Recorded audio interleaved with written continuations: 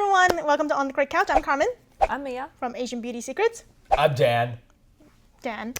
Okay, so The man. Dan, maybe. Thank you. Maybe. Okay, all right. This question is, well, not really a question. This video was submitted from Grace C. Chen, and it's a video of a British guy who's been living in Shanghai for the past 4.5 years. Do you understand Shanghainese? I guess it's you.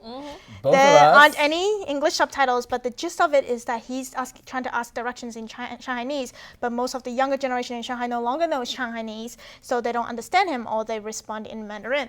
So this is pretty interesting. Yeah. I'll put the link of the video below. 哎，老好，哎，普真路哪能走啊？你能学得吧？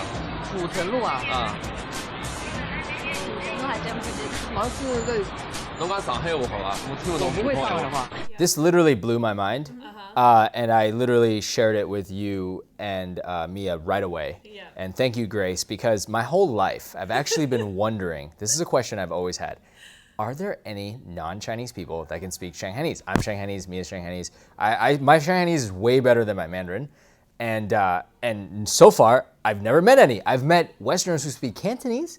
If you don't look at his face and you just hear it, it's like pretty legit. Really? Like, Oh it's my God, 地道, he yeah. is good. Yeah. I mean, like even when he asks, he's asking people on the street, like Yeah. he's like, like that's how you, that's like how we that's talk. hey, that's like Yeah. hey. Actually, his intro is all right. At first, when I was watching his intro, I'm like, oh, it's pretty good. It's really good.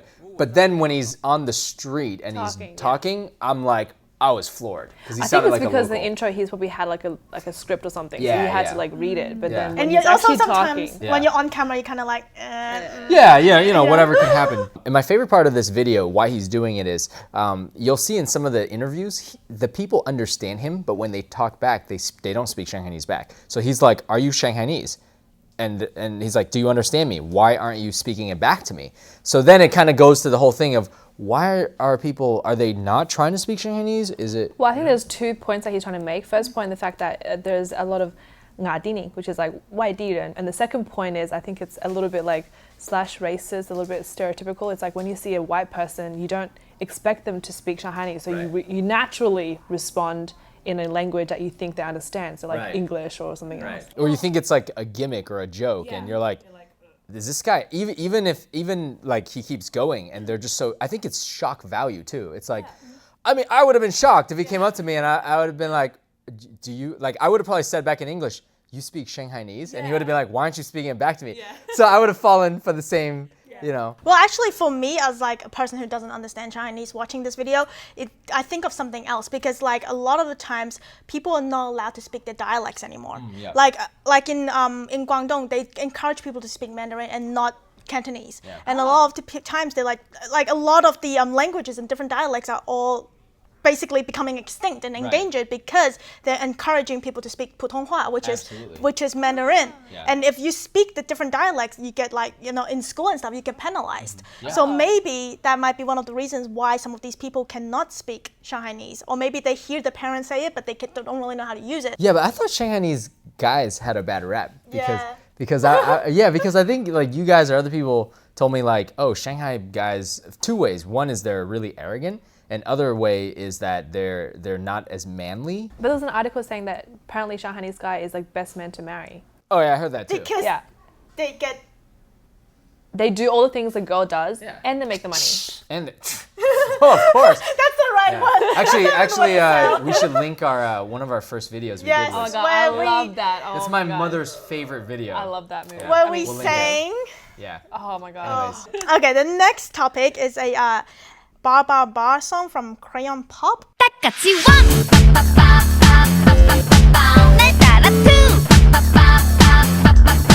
So they think that CNN saying that it's Gangnam out of style and ready for the next big thing from South Korea. Here's Ba Ba Ba, everyone's doing it. And they showed a couple of the videos of other people doing it. But what were you saying? Yeah, so I think it's just one of those things where CNN doesn't exactly grasp the culture, but it fits their story and their audience because Westerners knew of Gangnam Style in the last year or whatever, and it was the biggest thing ever in the year. I like how you say Gangnam. What is it's Gangnam? Gangnam. It's Gangnam. Gangnam. But it's see here. Okay, I pronounce it Gangnam because that's what is written, and I know people say It's Gangnam. It's Gangnam. Gunnam, But I cannot say that because whenever I hear Gundam, it sounds like Gundam, like the robots? cartoon. The robots? So the first time I heard it, I was like, Gundam style, like robot style. And then, so anyways, all right, Gundam style. Okay, keep going. But really, it's just a song, and they're dancing to it. It's not a style. I mean, okay, shoot me if I'm wrong, but it's not like the next biggest thing. Yeah. It's just CNN trying to create some sensationalism around Yeah. They're just doing the dynamite. What? The dynamite. They go like this. Like in the West, like it's you go dancing and you take a common Like the sprinkler? Yeah, sprinkler, like Was it do the the shopping dynamite cart. or like the walking Yeah. man or something? Yeah, or like the wheelchair. Like they're just doing that. That the Gangnam was an actual that was the whole. Actually, I think the West might not know this. There was the whole thing like the Gyomi. Oh yeah. Oh, yeah. You know the 1, 2, 3, was a 4, fad, 5? yeah. Yeah, that was a Korean Yeah. thing too. There's asking, will this be the next Gangnam? And no, it won't because I don't that think was so. It's not that catchy. Nothing will be the next Gangnam. It's just I don't that know. was. I don't know if you can say that. Okay, okay. No, I am saying that nothing will be as big as Gangnam. Not even Harlem Shake, and that was Yeah, pretty Harlem big. Shake was bad. That was just like a week, and that yeah, was it. but no, nothing will be as big as that. Okay, all right. Well, for those who know what Ba Ba Ba is and Crayon Pop is, and do you think that is the next big thing? If not, what do you think is the next big thing? That's a good question. All right. Okay, the next question is from Richard Filler. And he is, this is what he said. I'm suffering a really bad case of mono, which has made me really fatigued for a long, long time, totally changing my lifestyle to a very slow and boring one. I find it very hard to translate or explain this situation to my Chinese and Taiwanese friends. Do people get this in the East? And if so, what do they call it? It's quite famous in the West, though ranging hugely in severity. Thanks, Team OTGW. This is great because. What the hell is mono? Do you know what mono is? No! When she asked me that, I thought you meant like monolids. I'm like yeah, I suffer that. Oh, well, a lot of Asians suffer that. Okay, I think this is hilarious because I grew up with I never had mono, but I grew up and every single year, basically in grammar school and high school, it's most prevalent in high school because it's also nicknamed the kissing disease. Yeah, that's what I heard. Because you get it through a it's basically a virus that's that's transmitted through saliva. So basically, in the West, there's always, and every single year, there's always a couple of kids that has mono. So usually, what it is like she's saying, you get extremely fatigued, swollen glands, you could have fever, and you just need to sleep all the time, and you just don't ever get over it until all you do is you just rest for weeks and weeks and weeks. And most of the time, when you have mono, you don't go to school. You can't go to school. Really? And it's actually very legit. And every single year they'll be like, oh, Jack is out. What happened? Oh, he's mono. I've never All ever the time. heard of it in my life. Yeah, and so you actually be out of school for like 3 months. No and way. it'll be I don't fine. like getting mono. Yeah. No, but like it's not, I mean like honestly in the East it's not prevalent. No, do you know why? Because that? if you're like, hey, I'm tired, I can't go to school. Your parents are like, what the hell? That's go to school tomorrow. definitely true. If I even had mono symptoms, my parents would be like, you're making crap up to not go to school. Get your butt to school. Yes. But it's so true. But what it actually is mononucleosis, and it's actually I read this thing. It's kind of scary. Once it passes, it's a type of herpes. So it's a type of herpes virus or whatever. Oh my God. And WebMD. And basically, even after it doesn't kill you. The worst thing that could happen is your spleen could almost erupt, so you have to go to the hospital. But most of the time, you just get fever and swollen glands.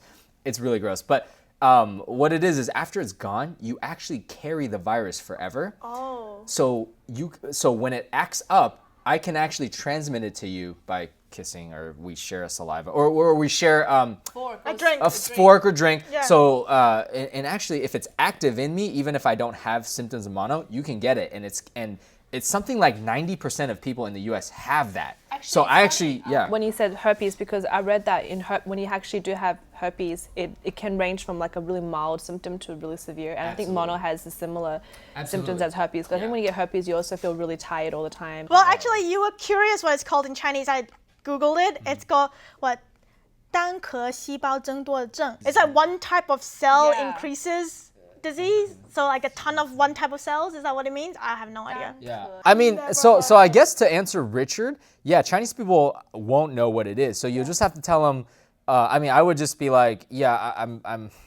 If you tell them I'm really tired, and they'll be like, Yeah, they don't. No, you can't tell them that because they'll be like, "You lazy, you American." You lazy American. Look how lazy. You know, you have to tell them like I have a virus. It's a disease. But then they might be like, yeah. Or maybe they'll give you Chinese medicine. They'll cure it. Who knows? I don't know if they even know what it is in Chinese medicine. Oh, but in Chinese medicine, they'll think of something else. It's like, oh, your yin is too high or something like that. Absolutely. So. I mean, yeah, definitely. But I hope it gets better. I mean, mono really sucks. Yeah. Again, I never got it. I'm just saying, like, people, you're just fatigued all the time. And it can take months to recover. Feeling sick all the time, that would suck. If you have any questions for us or you want us to discuss any topics, remember to hashtag #OTGW, comment below. And thanks to Mia from Asian Beauty Secrets. Asian Beauty Secrets. Yep, I said it wrong again. Check out our channel. And we have new On the Grey Couch every Thursday, so make sure to subscribe. And follow us on Facebook.